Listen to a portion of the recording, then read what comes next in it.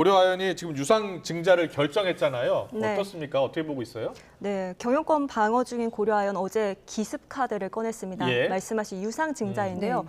쉽게 말해서 기업이 돈이 필요할 때 이 주식을 추가로 발행해서 시장에 내다 파는 걸 의미합니다. 예. 이 고려아연의 유상 증자 계획은요, 발행 주식의 20%에 육박하는 373만 주 정도이고요. 예. 이 80%는 일반 공모하고 20%는 우리사주 조합에 우선 배정하기로 했습니다. 예. 이 공모가는 주당 67만 원으로 잠정 책정이 됐고요.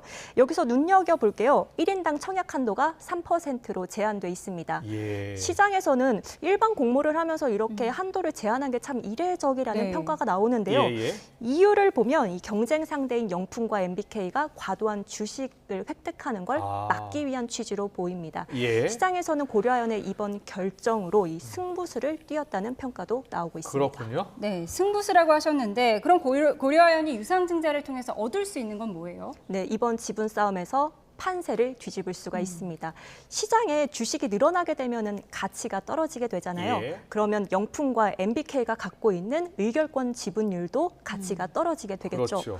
그런데 생각해 보면 고려아연 고려아연 의결권도 떨어지잖아요. 네, 최은범 회장이 가진 의결권의 가치도 떨어지게 예. 되면 이거 하나마나 아니야? 이런 생각이 들 텐데 그런데 아까 제가 말씀드린 것 중에 하나가 이 신주 발행의 20%는 우리 사주에 우선 배정한다고 말씀을 드렸잖아요. 그렇군요. 이 물량 3.4%가 최윤범 회장에게 보태지게 됩니다. 예. 그러면 결과적으로요, 최윤범 회장 측 지분이 이 영풍보다 0.5%포인트 앞서게 됩니다. 아, 그렇군요. 네, 예. 이에 대해서 영풍과 MBK는 크게 반발하면서 예. 신주 발행 금지 가처분 신청 등 법적 대응도 검토를 하고 있습니다. 그렇군요. 그런데 자충수가 될 수 있다는데 어떤 이유 때문입니까? 네, 그건 오늘 고려아연의 종가를 보시면 조금 짐작하실 예. 수 있으실 텐데요.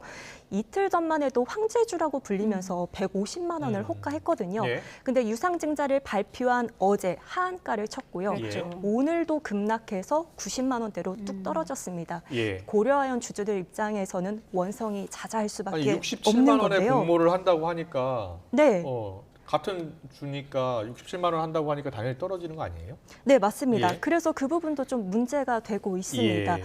유상증자 직전에 이 주가는 150만 원대였고 그렇군요. 그리고 고려아연의 공개 매수가도 89만 원이었거든요. 예. 이보다 낮은 가격으로 공모가가 채택이 되면서 그렇네요. 네, 예. 주주들 입장에서는 주주 가치도 떨어지고 비싼 가격의 주식을 사서 이 싼 가격에 더 낮은 가격의 주식을 팔 수밖에 없는 셈이 돼버린 겁니다. 예.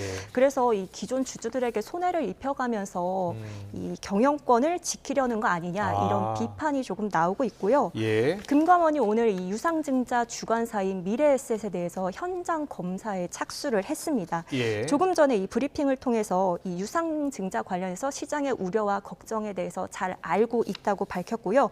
위법 혐의가 확인되면 엄중히 책임을 묻겠다고도 밝혔습니다. 네. 네. 자, 그렇다면 앞으로는 금감원이 어떻게 할 것 같습니까? 네, 일단은 그 유상증자 정정 신고서 제출을 요구해서 예. 이번 유상증자 계획에 제동을 걸 그럴 것이라는 수도 분석도 있겠군요. 나오고 있습니다. 알겠습니다. 어떻게 흘러갈지 지켜봐야겠습니다. 네.